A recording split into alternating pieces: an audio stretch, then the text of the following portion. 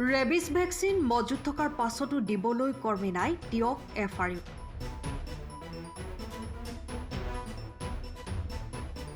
ভাৰপ্ৰাপ্ত চিকিৎসকে গমকে নাপায় কিয় হৈছে এনেকুৱা অৱস্থা। স্বাস্থ্য খণ্ডত আমূল পৰিৱৰ্তনৰ ঢাকঢোল বজোৱা চৰকাৰখনৰ ফোপোলাস্বৰূপ পুনৰ উদঙালে টিয়ক এফআৰইউ। বৃহত্তৰ টিয়কৰ একমাত্ৰ ভৰসা টিয়ক এফআৰইউখন যেন এতিয়া নামতহে আছে, কামত একো নাই। 11 বজা পৰ্যন্ত কৰ্মচাৰী উপস্থিত নাথাকে নিজ কৰ্তব্যত, অহাৰ পাছতো কাম কৰিবলৈ ইচ্ছুক নহয়।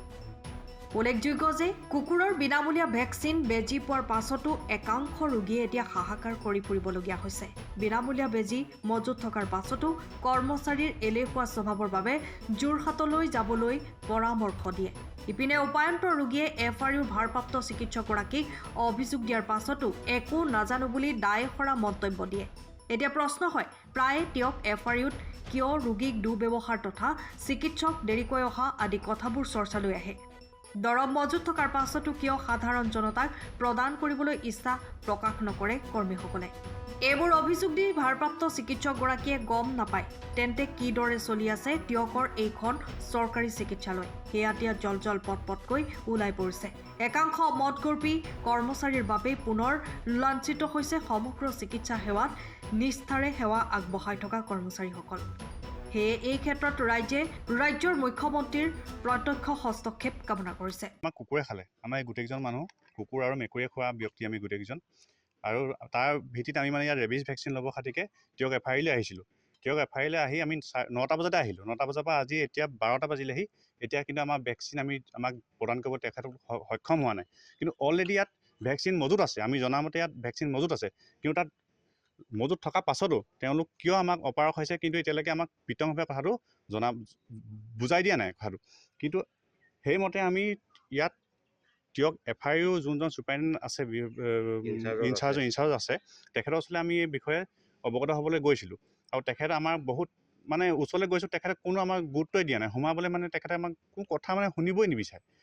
তাৰ পাছতো পৰাপক্ষত আমি কিনিবলৈ আহিলোঁ, ভেকচিন বেজী ফাৰ্মাচীলৈ কিনিবলৈ গ'লোঁ। আমি তেখেতক সুধিলোঁ যে এই ভেকচিনটো দিয়ক। তেখেতে ক'লে বোলে 390 টকা পইচা বিচাৰিলে। তেখেতক সুধিলোঁ যে এইটো ফ্ৰী বেজী নাই নেকি? তেখেতে ফ্ৰী বেজী আছে, বস্তুটো এণ্ট্ৰি কৰিব লাগিব। এণ্ট্ৰি কৰিবলৈ যেতিয়া আমি এণ্ট্ৰি অফিচলৈ গ'লোঁ, এণ্ট্ৰি অফিচলৈ গ'লত তেওঁলোকে কৈছে বোলে এতিয়া এণ্ট্ৰি নহয়, এতিয়া ডেলিভাৰী কেছ আছে, ডেলিভাৰীখিনি এণ্ট্ৰি কৰি লওঁ। ডেলিভাৰীখিনি এণ্ট্ৰি কৰক, আমাৰ আপত্তি নাই, লগে আমি দৰকাৰ হ'লে অকণমান ৰখি দিম। সেইটো কৈছোঁ আমি যে ডেলিভাৰীখিনি এণ্ট্ৰি কৰি লওক, আমি অকণ ৰখি দিম। তেতিয়াহ'লে এতিয়া নহ'বই বোলে, মোৰ বোলে অকণমান শৰীৰটো ভাল নহয়, আমাৰ নহ'বই সেইবুলি কৈছে।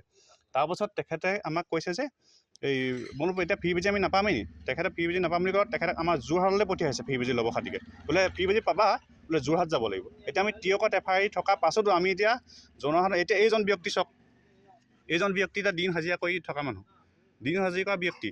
এদিনত পায় তেখেতে হাজিৰা 300 বা 350 টকা। এটা বেজীৰ দাম হৈছে 400 টকা।